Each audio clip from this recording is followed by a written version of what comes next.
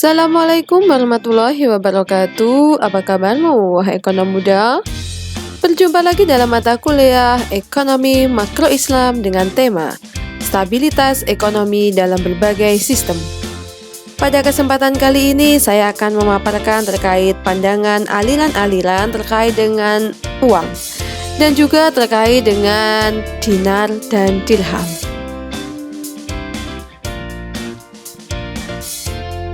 Pandangan aliran moneteris, Keynesian, dan ekonom Austria tentang uang. Yang pertama yaitu tentang moneteris. Teori mereka yang pokok adalah adanya hubungan antara kuantitas uang dan harga-harga, di mana money supply merupakan faktor penentu utama tingkat harga. Namun aliran monetaris ini berpendapat lebih luas lagi, yaitu bahwa perubahan money supply tidak hanya mempengaruhi tingkat harga tetapi lebih luas lagi, bahwa dalam jangka pendek money supply juga merupakan determinan penting yang dapat mempengaruhi aktivitas perekonomian. Money supply dan GNP terhadap hubungan langsung. Jika money supply ditingkatkan selama periode resesi, maka kenaikan spending pertama-tama akan meningkatkan kesempatan kerja dan juga output realnya. Sedangkan bila perekonomian sudah mendekati full employment, maka kenaikan GNP akan disertai kenaikan harga-harga. Dalam pembahasan tentang permintaan uang oleh masyarakat, moneteris sangat menitikberatkan perhatian pada permintaan uang untuk tujuan transaksi. Permintaan akan uang masyarakat dirumuskan sebagai satu fraksi tertentu dari penghasilan mereka. MD sama dengan KY. Maksudnya, suatu kenaikan money supply akan meningkatkan Y, dan kenaikan Y baru akan berhenti apabila money demand sama dengan money supply. MD sama dengan MS.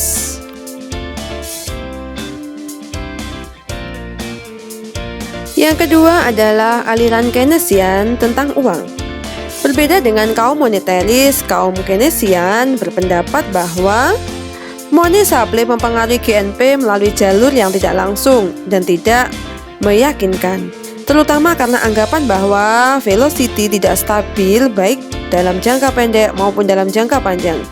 Hal ini dijelaskan oleh Keynesian dengan 3 cara. Yang pertama, katakanlah bank sentral meningkatkan money supply melalui open market operation atau membeli surat berharga pemerintah. Tetapi kenaikan likuiditas ini tidak dibelanjakan oleh masyarakat, melainkan disimpan di rumah. Memang money supply naik, tetapi GNP tidak berubah, maka velocity turun. Inilah yang disebut dengan kasus liquidity trap. Kedua, perubahan money supply ini tidak akan mempengaruhi GNP apabila pada saat yang sama terjadi perubahan permintaan akan uang. Di sini Keynesian menggunakan fungsi money demand yang terpenting juga pada tingkat bunga. Perubahan tingkat bunga akan mempengaruhi permintaan investasi dan income. Kalau tingkat bunga tidak berubah, maka investasi dan GNP tidak akan berubah. Misalnya terjadi kenaikan money supply. Tapi apabila diimbangi oleh kenaikan money demand dengan cara dan jumlah tertentu, maka tingkat bunga tidak akan berubah sehingga GNP juga tidak berubah. Yang ketiga, katakanlah seperti anggapan moneteris bahwa masyarakat tidak ingin memegang kelebihan uang dalam bentuk kas. Maka apabila ada tambahan uang kas, kelebihan itu akan segera dibelanjakannya. Dalam dunia moneteris, kelebihan uang kas itu akan dibelanjakan oleh masyarakat untuk aset real, misalkan barang dan jasa. Karena itu bisa secara langsung meningkatkan GNP.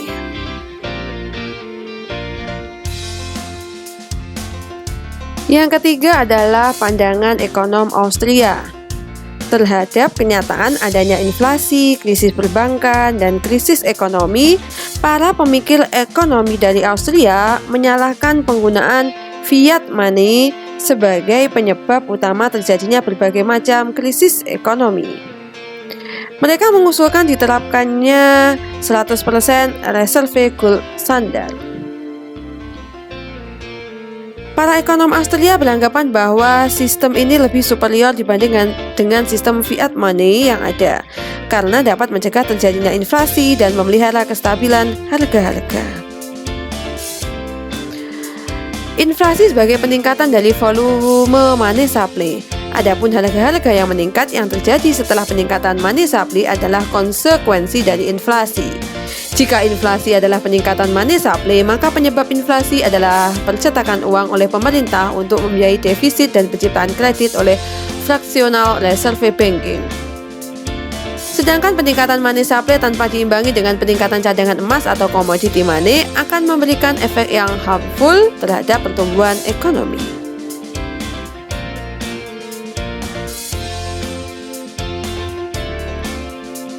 Selanjutnya adalah pemikiran Masjidul Alam Qauduli. Qauduli melakukan analisis ekonomi moneternya berdasarkan teori endogenous money. Ia berpendapat bahwa perekonomian akan berjalan stabil ketika ditunjang oleh sistem 100% reserve. Dalam analisis berikut ini akan diperlihatkan bagaimana hubungan antara sektorial dengan sektor moneter dalam teori endogenous money. Yang pertama yaitu kuadran 1, menjelaskan hubungan antara currency value of spending atau C yang merupakan representasi dari volume sektor moneter dengan real value spending. Dalam diagram 1 inilah dapat dilihat bagaimana keseimbangan antara sektor real dan sektor moneter. Kuadran kedua menerangkan hubungan antara real value of spending dengan rate of profit. Dalam kesemua hubungan kuadran kedua merupakan kuadran yang paling utama karena dalam kuadran inilah dapat dilihat perbedaan antara keseimbangan umum dalam ekonomi Islam dengan ekonomi konvensional. Kuadran ketiga yaitu hubungan antara rate of profit dengan harga. Qauduli menyatakan naik turunnya harga disebabkan karena pergerakan agregat demand. Kuadran keempat diterangkan bagaimana keseimbangan dalam finansial sektor itu terbentuk. Hubungan kuadran 4 dipengaruhi kuadran kedua. Alasannya, Islam menghendaki currency value of spending adalah representasi dari real value of spending.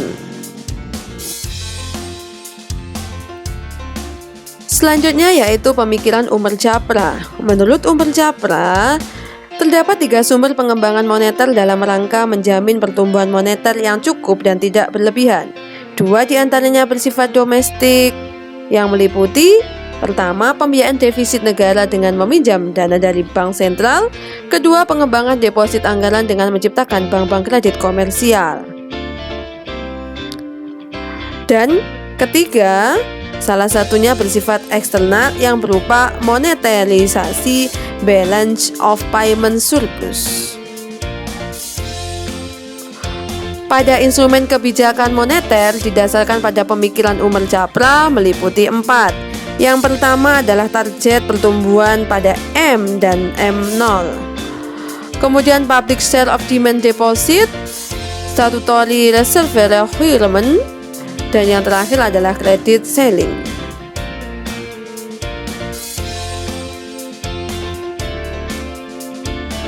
Pada kestabilan nilai dinar, yaitu pada bab sejarah dinar dirham, pada masa sebelum datangnya Islam, uang dinar merupakan uang yang digunakan dalam transaksi perdagangan. Dinar dan dirham telah dikenal oleh bangsa Arab sebelum datangnya Islam. Mata uang ini diperoleh dari hasil perdagangan yang mereka lakukan di negara-negara sekitarnya. Para pedagang jika pulang dari Syam mereka membawa dinar emas Romawi, dan dari Irak mereka membawa dirham perak Persia. Dinar dan dirham yang digunakan bangsa Arab pada waktu itu tidak didasarkan nilai nominalnya, melainkan dari beratnya. Dengan datangnya Rasulullah SAW sebagai tanda kedatangan Islam, maka beliau mengakui transaksi yang menggunakan dinar Romawi dan dirham Persia. Masih pada tataran sejarah, secara bahasa, dinar berasal dari kata dinarius Romawi Timur dan dirham berasal dari kata drachma atau dari Persia. Menurut hukum Islam sendiri, dinar yang dipergunakan setara 4 yaitu 25 gram emas 22 karat dengan diameter 23 mm. Standar ini telah dipergunakan oleh World Islamic Trading Organization atau WITO hingga saat ini. Sedangkan uang dirham setara dengan 2,975 gram perak murni. Dinar dan dirham adalah mata uang yang berfungsi sebagai alat tukar baik sebelum datangnya Islam maupun sesudah datangnya Islam. Dalam sejarah umat Islam, Rasulullah dan para sahabat menggunakan dinar dan dirham sebagai mata uang mereka. Di samping itu pula sebagai alat tukar, juga dijadikan sebagai standar ukuran hukum-hukum syar'i sebagai kadar mengeluarkan zakat.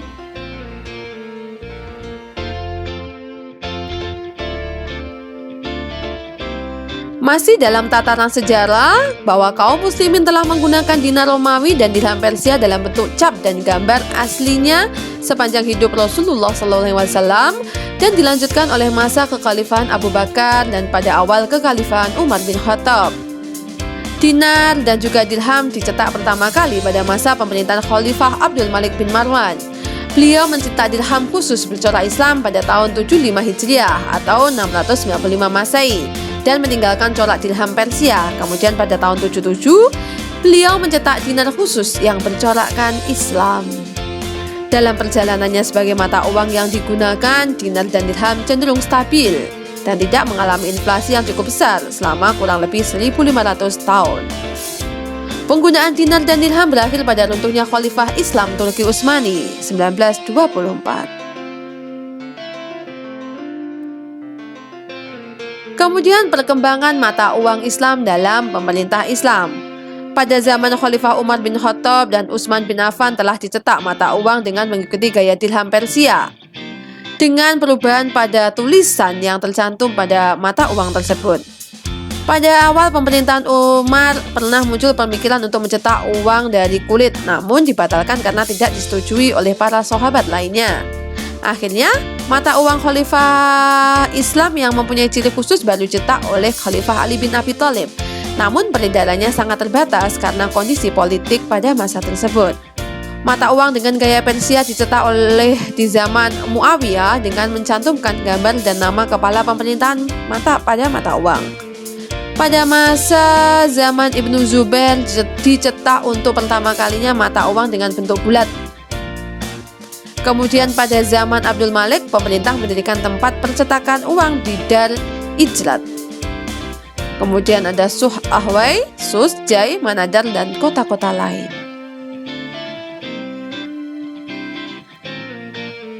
Perkembangan mata uang selanjutnya dalam pemerintahan Islam yaitu pada masa pemerintahan Bani Mamluk mengalami situasi di mana beredar banyak jenis mata uang, ya. Yang pertama adalah dinar yang terbuat dari emas, dirham terbuat dari perak, dan fulus dari tembaga. Peredaran dinar sangat terbatas, dirham fluktuatif, dan fulus begitu banyak.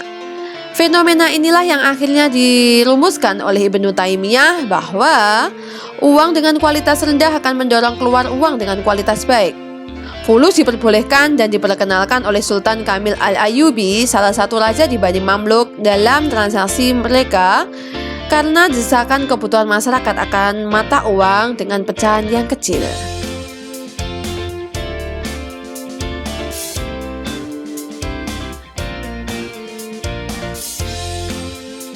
Namun pada akhirnya keadaan memburuk ketika Kilbuga dan Zahir Barquk mulai mencetak fulus dengan jumlah yang sangat besar dan dengan nilai nominal yang lebih besar dari kandungannya.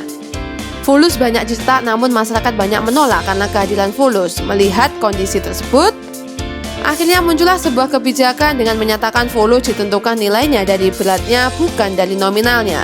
Dengan adanya batasan tersebut, maka untuk menambah jumlah fulus, Sultan Barquk mulai mengimpor tembaga dari negara-negara Eropa. Situasi akhirnya membaik di zaman pemerintahan Nasir Hasan, yaitu ketika pemerintah menyatakan fulus yang beredar tidak berlaku lagi dan mengeluarkan mata uang baru. Dalam keadaan seperti itu, Ibnu Taimiyah meminta Sultan untuk menghentikan turunnya nilai uang dan menentang percetakan uang yang berlebihan. Biaya percetakan uang harus menjadi beban anggaran negara yang diambil dari Baitul Mal, dan negara harus berbisnis uang dengan membeli tembaga kemudian mencetak fulus sehingga mendapat keuntungan dari percetakan tersebut.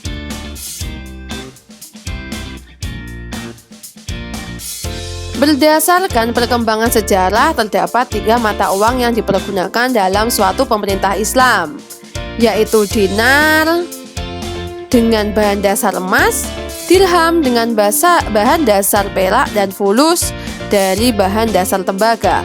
Penggunaan dinar dan dirham telah menciptakan suatu stabilitas dalam perekonomian di pemerintah Islam pada masa itu, meskipun mengalami kesulitan apabila harus menggunakannya untuk transaksi yang kecil. Sehingga kemudian muncullah mata uang baru yaitu fulus. Pada awalnya, fulus membantu mendorong perekonomian. Tetapi semenjak pemerintah Islam menjadikan fulus sebagai objek untuk berbisnis uang, serta percetakan yang berlebihan, hal ini telah menimbulkan instabilitas dalam perekonomian.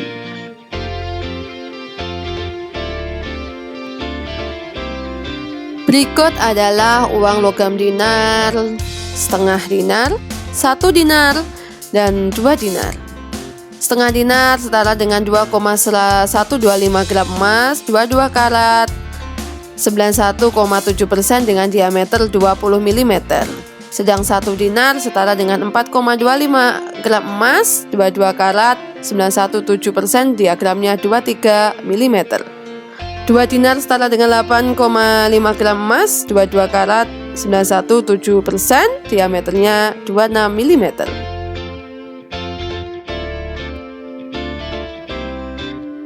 Standar emas. Secara garis besar terdapat 2 fase perkembangan penggunaan uang sebagai dasar sistem moneter dunia. Yang pertama yaitu masa standar emas atau gold standard, dan juga masa uang fiat atau fiat money. Standar emas merupakan masa di mana sistem moneter dunia ditopang oleh penggunaan emas koin batangan dan uang yang ditopang dengan emas, backup by gold. Masa standar emas terdiri dari 3 masa.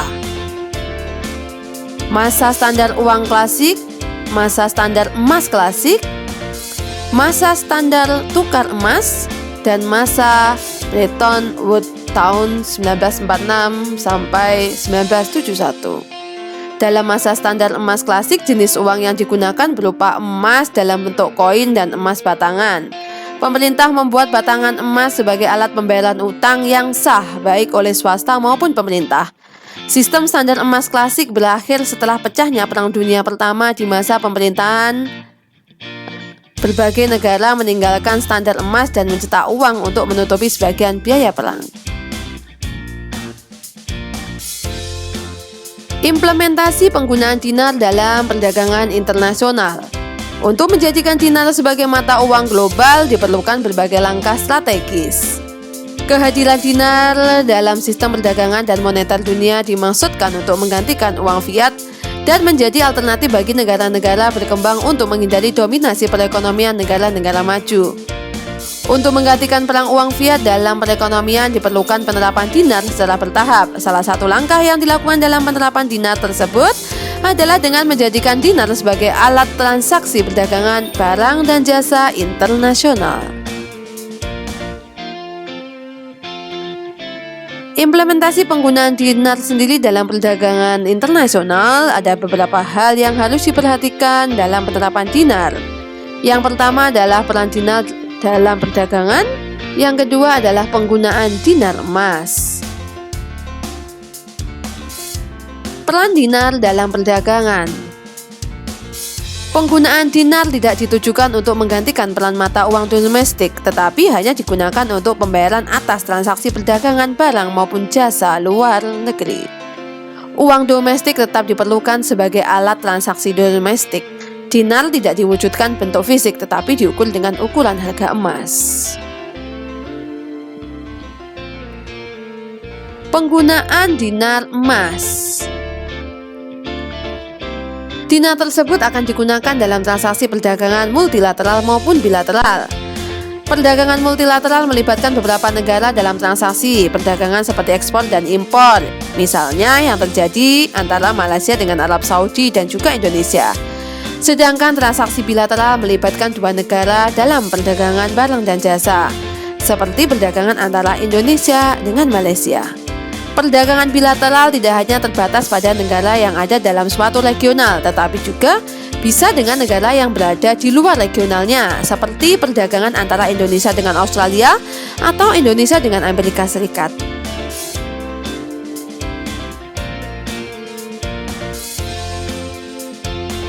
Adapun peraturan tentang penerapan dinar dan dalam perdagangan internasional.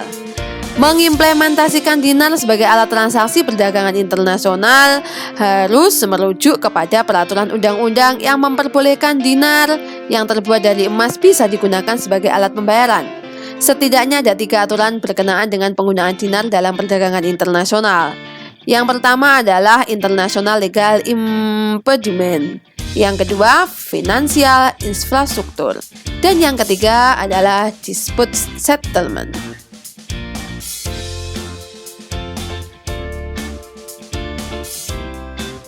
Pada poin aturan pertama yaitu International Legal Impediment, yaitu ada beberapa peraturan yang berkaitan dengan penerapan dinar dalam perdagangan internasional dalam Article of Agreement of the International Monetary Fund. Yang pertama, pada tahun 1945, salah satu aturan yang diterapkan IMF adalah sistem per value yang mengharuskan negara-negara anggota mengkonversikan mata uang mereka seperti dolar yang dipek kepada emas sebesar 1/35 per ons emas. Sistem par value berakhir tahun 1971. Kedua, pada tahun 1976, negara anggota mengadopsi aturan yang disebut IMF The Second Amendment to the Article of Agreement yang baru efektif digunakan pada tahun 1978 hingga saat ini. Dalam aturan tersebut, negara anggota diperbolehkan untuk mengkonversikan mata uangnya terhadap mata uang selain emas. Kehadiran dinar dalam perdagangan internasional tidak ditujukan untuk menjadikan dinar sebagai mata uang sehari-hari semua negara, tetapi hanya digunakan untuk menjadi alat transaksi perdagangan internasional. Jadi bisa dipahami bahwa dinar tidak digunakan untuk mata uang sehari-hari semua negara, melainkan hanya untuk transaksi perdagangan internasional. Kedua adalah Financial Infrastructure. Lembaga keuangan adalah salah satu faktor yang akan mensukseskan implementasi dinar sebagai alat transaksi perdagangan internasional.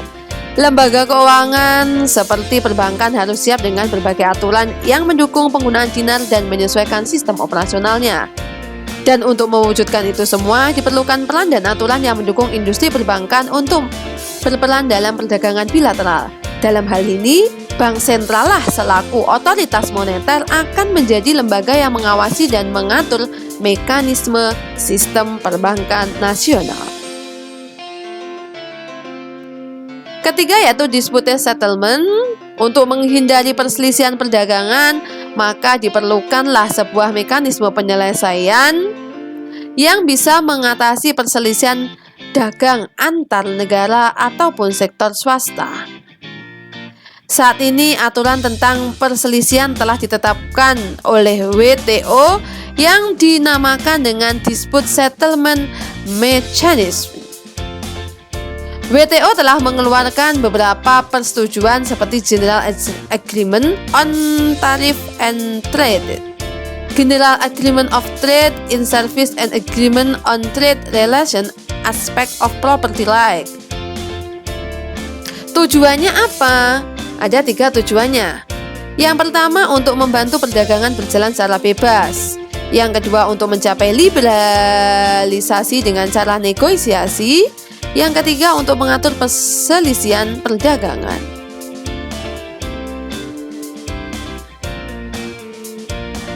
Dampak penggunaan dinar dalam perdagangan internasional. Adapun dampaknya, penggunaan dinar merupakan suatu solusi untuk mengatasi berbagai dampak perekonomian yang ditimbulkan oleh penggunaan uang fiat dalam perekonomian.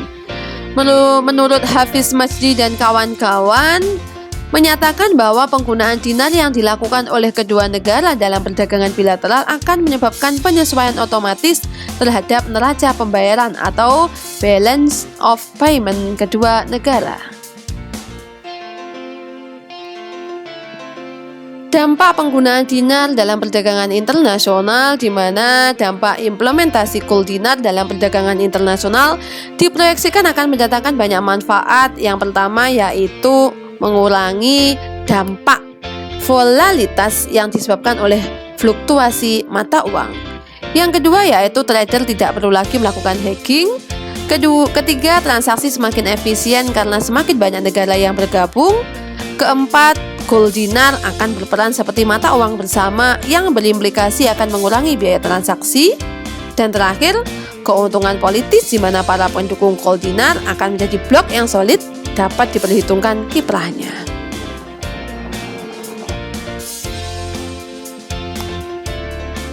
Terakhir yaitu tentang keuntungan dari penggunaan dinar dalam perdagangan internasional.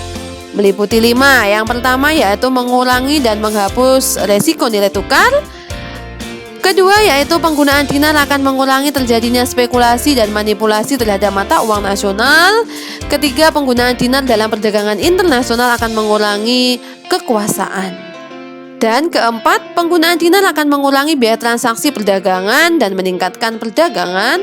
Dan terakhir, penggunaan dinar dalam perdagangan akan meningkatkan perdagangan yang pada akhirnya akan meningkatkan kerjasama antar negara peserta.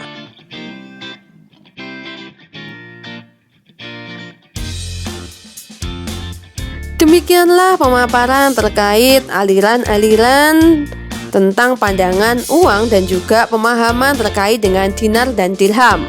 Setiap negara pastinya memiliki jenis mata uang sendiri sebagai wujud independensi dari setiap negara. Dan bagaimana negara tersebut bisa mencapai pertumbuhan ekonomi yang stabil dengan melihat dari fluktuasi mata uang mereka masing-masing. Semoga mata uang negara kita yaitu rupiah tetap jaya dan tetap memiliki daya nilai tukar yang bagus di hadapan mata uang asing.